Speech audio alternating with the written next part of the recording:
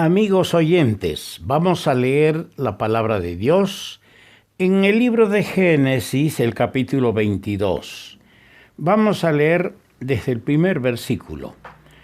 Aconteció después de estas cosas que probó Dios a Abraham y le dijo: Abraham. Y él respondió: heme aquí.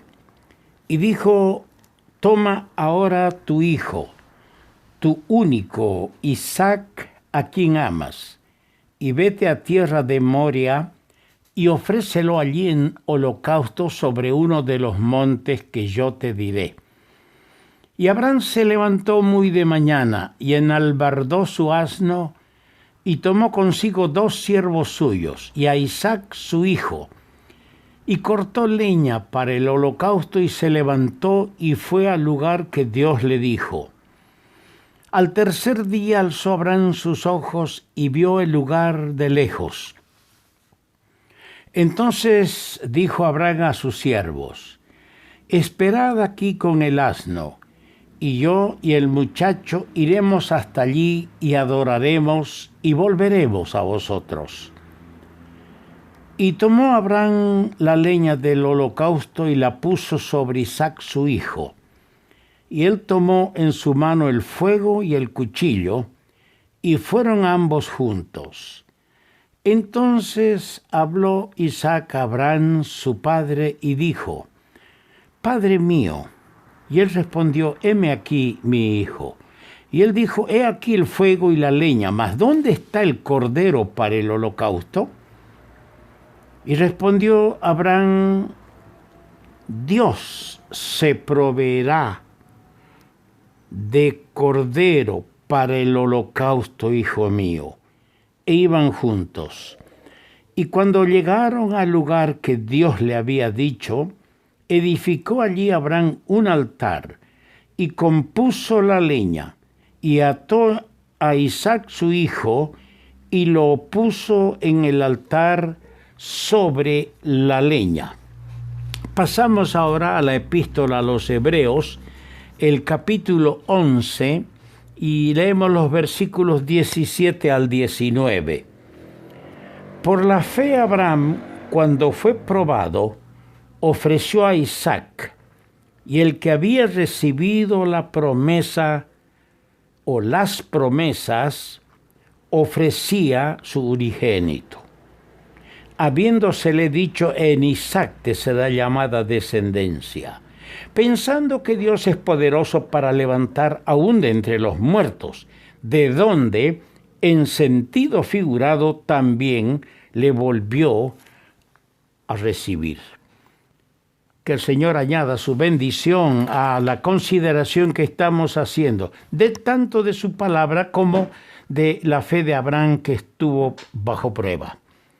Un día los discípulos le pidieron al Señor estas palabras, le dirigieron al Señor estas palabras. Esto está registrado en Lucas, el capítulo 17, versículo 5. Señor, aumentanos la fe.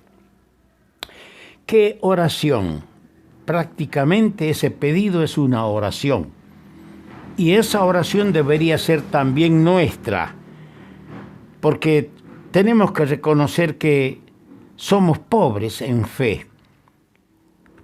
No le creemos a Dios, no creemos sus promesas. Por eso son vidas frágiles las que vivimos, las que llevamos. Vidas que se amedrentan, se espantan ante la primer prueba que se cruce en el camino.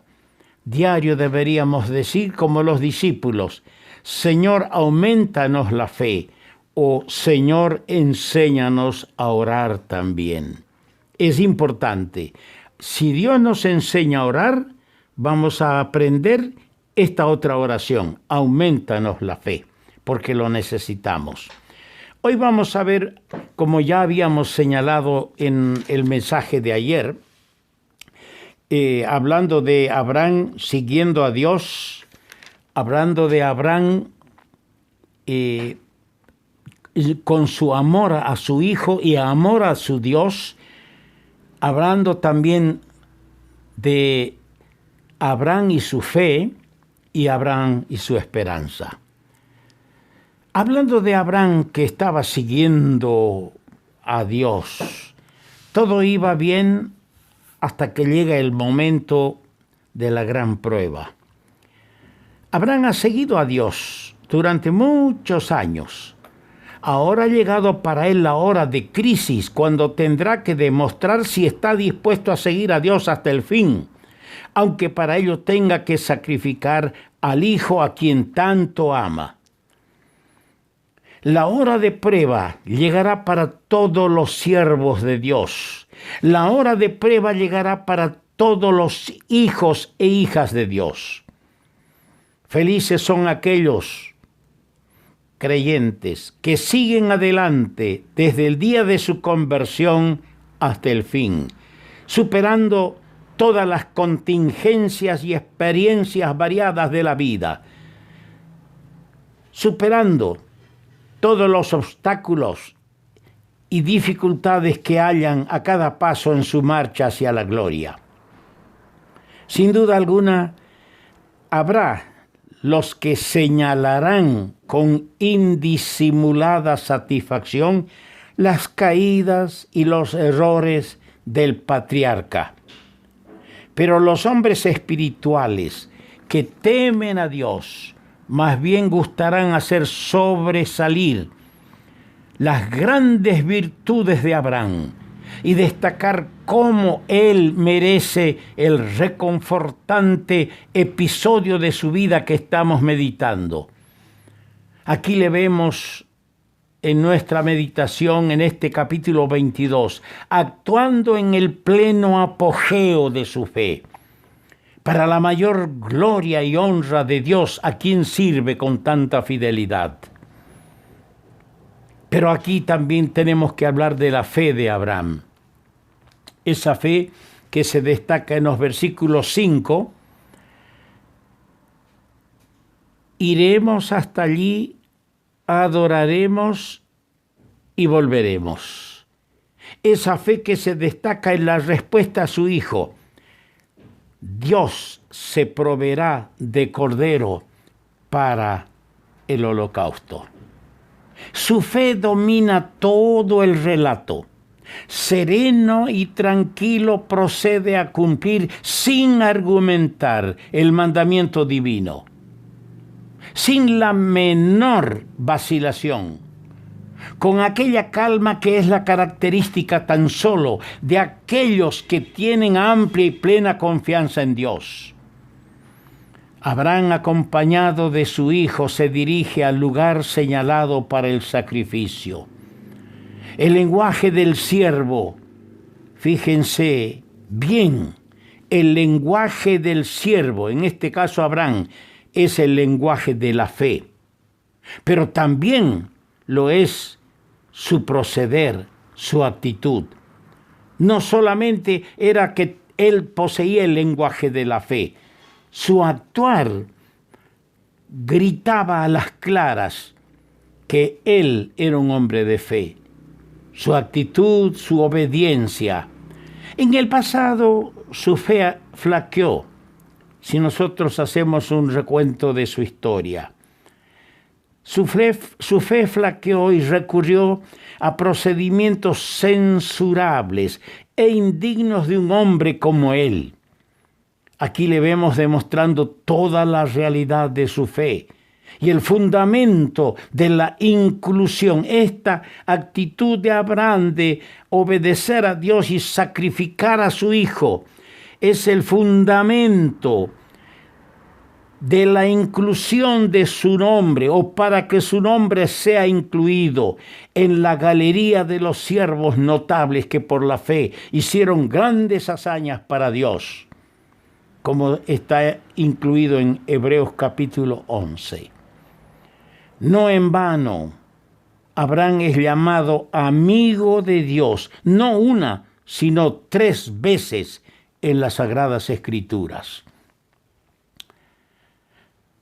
Pero hacemos una mirada al amor de Abraham hacia el Señor. ¿Sabe que Dios le había dicho, porque Dios sabe, toma ahora tu hijo, tu único Isaac, a quien amas, vete a tierra de Moria, tu único hijo a quien amas. Vete y ofrécelo en holocausto sobre uno de los montes que yo te diré. Tu hijo a quien amas era el único.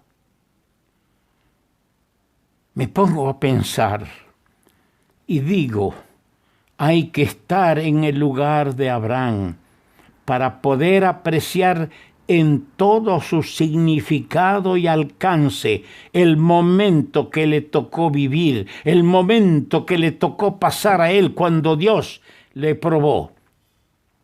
¿Amaba Abraham a Dios más que a su hijo Isaac? Indiscutiblemente amaba a Dios más que a su hijo Isaac. Así lo demostró por los hechos.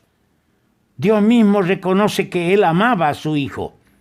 En el verso 2, es digno de ser notado que tanto el padre como el hijo iban o fueron juntos. En el verso 6, la última parte dice, y fueron ambos juntos.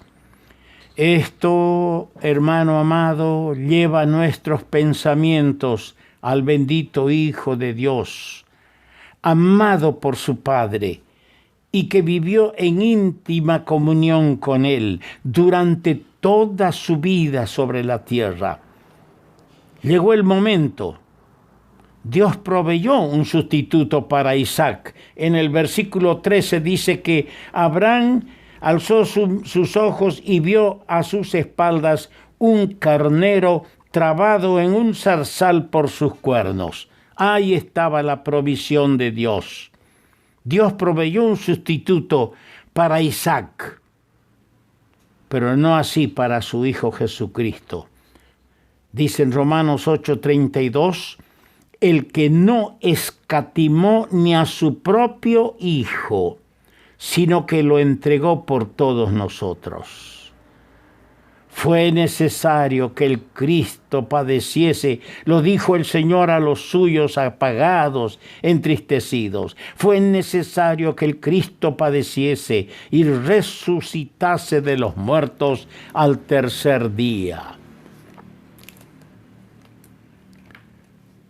La esperanza de Abraham es otro de los pensamientos que apuntamos el día de ayer. Dios había formulado, y quiero remitirme a eso en el capítulo 12 primeramente. Dios había formulado grandes promesas a su siervo. Ahora lo está poniendo entre la cruz y la espada, como se diría dentro del lenguaje nuestro. Pero Dios le había formulado grandes promesas a su siervo. Fíjese, se las leo. En Génesis capítulo 2, versículo 2. Cuando Dios lo llama, cuando Abraham vivía en Ur de los Caldeos. Haré de ti una nación grande. Génesis 12:2. Te bendeciré y engrandeceré tu nombre y serás bendición. Bendeciré a los que te bendijeren, y a los que te maldijeren maldeciré, y serán benditas en ti todas las familias de la tierra. En el capítulo 13, los versículos 14 y 17, volvemos a leer. Y Jehová dijo a Abraham después que Lot se apartó de él: alza ahora tus ojos y mira desde el lugar donde estás, hacia el norte, hacia el sur, al oriente y al occidente, porque toda la tierra que ves la daré a ti y a tu descendencia para siempre. Haré de tu descendencia como el polvo de la tierra, que si alguno puede contar el polvo de la tierra, también tu descendencia será contada. Levántate, ve por la tierra a lo largo de ella y su ancho, porque a ti te la daré, a ti la daré. Y en el capítulo 15, el versículo 1, leo: no temas, Abraham, yo soy tu escudo y tu galardón, tu recompensa.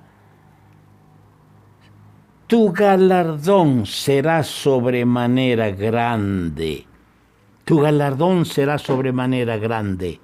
El versículo 5 de Génesis 15 dice, y lo llevó fuera y le dijo, mira ahora los cielos y cuenta las estrellas, si las puedes contar. Y le dijo, así será tu descendencia. Y creyó a Jehová y le fue contado por justicia. El cumplimiento de todas estas promesas tan grandiosas giraba precisamente alrededor del que iba a sacrificar, del que iba a ofrecerlo en sacrificio allí sobre ese fuego, sobre ese altar. Llamado por eso acertadamente este Isaac, el hijo de la promesa, dice en Gálatas 4:28, nosotros como Isaac somos hijos de la promesa. Bien se daba cuenta Abraham de que Dios podía cumplir sus promesas sin Isaac. Eso hemos leído en Hebreos 11:19. En realidad, amigo y hermano, decimos esto. Dios no necesita ni de medios ni de hombres para llevar a cabo sus proyectos. La esperanza de Abraham no era el producto de un extremo fanatismo. No era un fanatismo el llevar a ofrecer a su hijo en sacrificio, en holocausto. No era un fanatismo, sino más bien es el resultado de la firme convicción de que Dios no puede mentir. Amigo, hermano, Dios no puede mentir. No lo olvidemos. Y que Dios posee todos los recursos necesarios para cumplir con lo prometido y para realizar lo proyectado.